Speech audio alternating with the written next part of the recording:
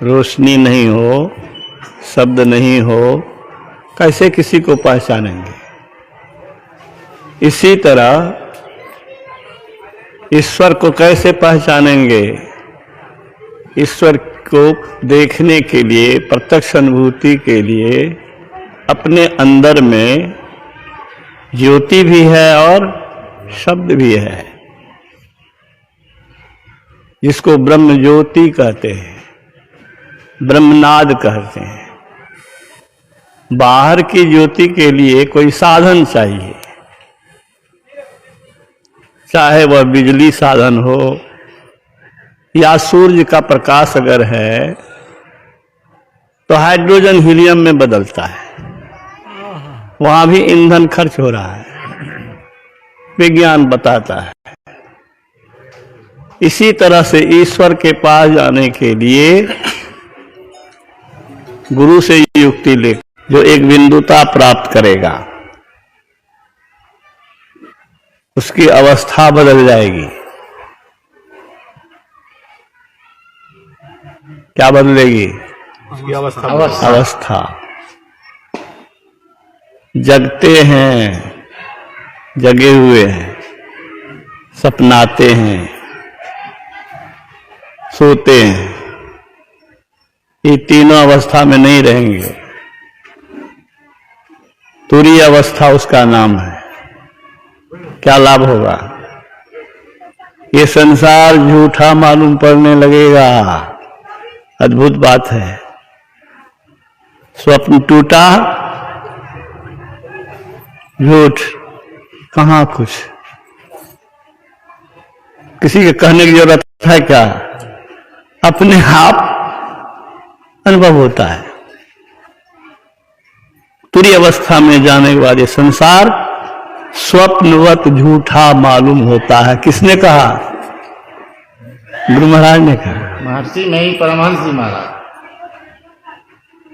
प्रत्यक्ष करके कहा, अनुभव करके कहा, और कहा स्थूल संसार में स्थूल सवारी से दूर दूर तक जाते हो, सूक्ष्म जगत में जाओगे, बिना किसी सवारी के कहीं जा सकोगे। गुरु महाराज कौन सवारी लेके गए सुजीता युकिको के पास? जापान, महिला जापान। तो बहुत गौर से सुनिए, अनुभूत वाणी है, प्रैक्टिकल किया हुआ, देखा हुआ, अनुभव किया हुआ ऐसे संत हम लोग को सौभाग्य से मिला है। श्री सद्गुरु महाराज, श्री सद्गुरु महाराज की जय। संपूर्ण ब्रह्मांड शरीर में है और सब देवता भी इसी शरीर के अंदर है। ऑल गॉड अंदर दिस बॉडी, इस शरीर नहीं है। परम प्रभु परमात्मा भी शरीर में ही विराजमान है, किंतु इसको वही देखेगा जो अपने अंदर प्रवेश करेगा। भीतर जाने का मार्ग जानिए, यह कैसे जाना जाएगा? मुक्त गुरु उपदेश से। इसलिए गुरु की आवश्यकता है। गुरु मुंह से कहेंगे और देखेंगे तो साधना द्वारा आप ही जब गुरु के कहे अनुकूल साधन करेंगे, कोई कहे कि ये सब ख्याल ही ख्याल है, यथार्थ में नहीं, तो कहने वाले कहते हैं तुम अभ्यास करके देख लो, प्रैक्टिस अभ्यास करके देख लो। अभ्यास करने पर तुमको मालूम नहीं हो तब झूठा बनाओ। साइंटिस्ट वैज्ञानिक ने कहा कि हाइड्रोजन और ऑक्सीजन मिलाने से जल H2O, हाइड्रोजन प्लस ऑक्सीजन मिलने से H2O जल पानी का निर्माण होता है। कोई कहे झूठा है तो दोनों गैसों को मिलाकर रिएक्शन करा के देख लो सही है कि नहीं, प्रतिक्रिया करा के। इसी प्रकार संतों की युक्ति के अनुकूल साधन करो, अवश्य देखा जाएगा। भीतर का काम जो भीतर में होता है वह दिखाया नहीं जा सकता, स्वयं करके देखा जाएगा। जो करने का काम है उसे नहीं करते हैं और कहते हैं कि नहीं होता है, इस तरह कहना अयोग्य है। सत्संग सुधा द्वितीय भाग पृष्ठ संख्या 101 से 103 में लिखा गया है। साधना करने वाले साधु, आप सब कोई गृहस्थ विरक्त कुछ भी रहें, साधना करें, साधु के गुण आप में हों तो क्या होगा? जहां साधु रहते हैं वहां पीछे पीछे संत जाते हैं, वहां भगवान जाते हैं। आप भगवान से आशीर्वाद मांगने जाते हैं। माया हमको आपको नचाती है, लेकिन आप अगर इस रास्ते पर चलें तो वो दासी बनती है। अभी सुन लिए ना, भक्तन की दासी है माया मेरी अर्ध शरीरी, लेकिन वो भक्तन की दासी है। जो आपको नचा रहा है, आपको सता रही है। मैं बराबर कहता हूं, संसार की चीजें कहिए, माया कहिए, ललचाती है, भरमाती है, भटकाती है, दुर्दशा कराती है।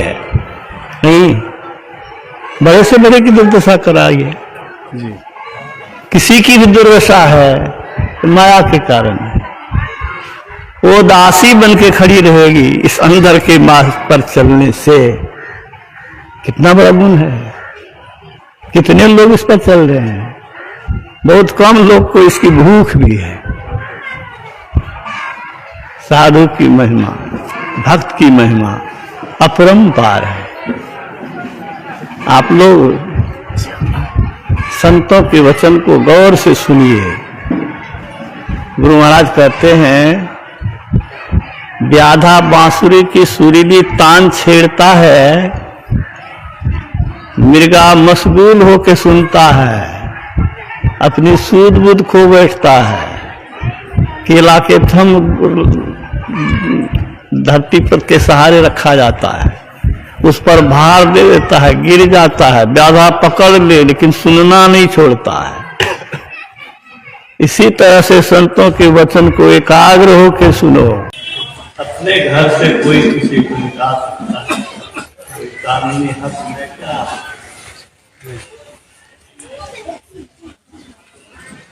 इस शरीर रूपी घर से कभी भी निकाल भजन में गाया और यह भी गाया गया, महाराज घोषणा की, जो आएगा सबको दुख भोगना पड़ेगा। दुख चाहे था कैसे चाहे था, कोई नहीं कह सकता है। लेकिन इस ब्रह्मांड में, संसार में आके कोई दुख नहीं भोगे, असंभव है, असंभव।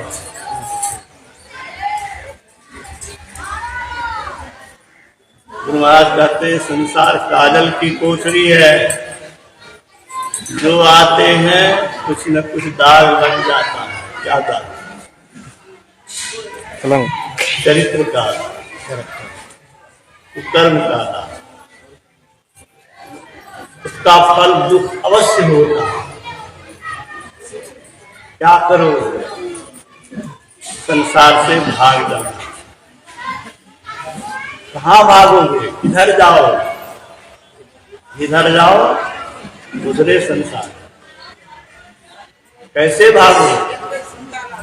भागो बाहर नहीं, अंदर। और गुरु से युक्ति लेकर दृष्टि रथ पर सवार हो जाओ और अपना घर चले जाओ, अपना देश चले जाओ। जहाँ क्लेश वहां पहुंच करके तब ये भजन गुरु महाराज ने बनाया।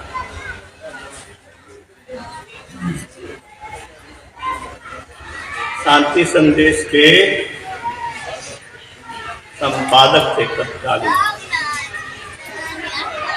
विश्वानंद जी, खगड़िया कॉलेज के उप प्राचार्य,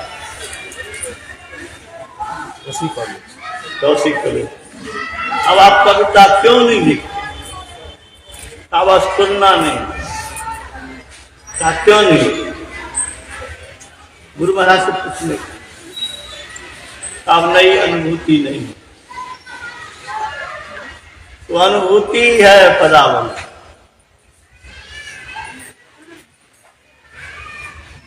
इसीलिए संत मत के सत्संग की आवश्यकता है, इसीलिए इस शरीर की उपयोगिता है, इसी शरीर में ये काम हो सकता है।